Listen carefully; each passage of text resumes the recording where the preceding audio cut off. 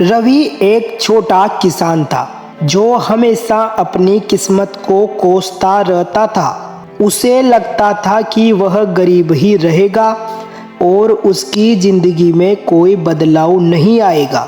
एक दिन गांव में एक बुजुर्ग संत उसके खेत के पास से गुजर रहे थे।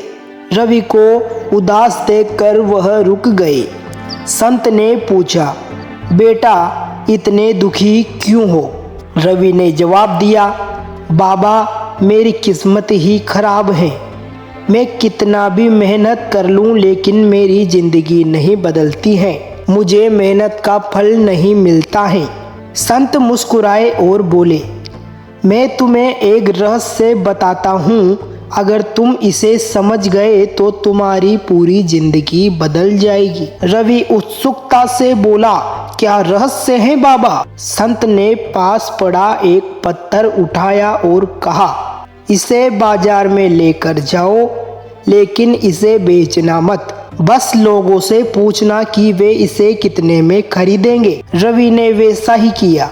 पहले वह सब्जी मंडी गया। वहां एक दुकानदार ने कहा, यह तो एक साधारण पत्थर है, मैं इसे 10 रुपए में लूंगा। फिर वह सुनार के पास गया। सुनार ने पत्थर को गौर से देखा और कहा, अगर तुम चाहो तो मैं इसे 10,000 रुपए में खरीद सकता हूँ। अंत में रवि एक हीरे जवाहरात के व्यापारी के पास गया। व्यापारी ने जैसे ही पत्थर को देखा उसकी आंखें चमक उठी।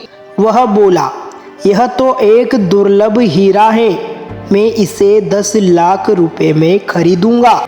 रवि यह सुनकर हैरान रह गया और तुरंत संत के पास लौट आया। उसने पूरी बात बताई। संत मुस्कुराए और बोले, यही जीवन का रहस्य है।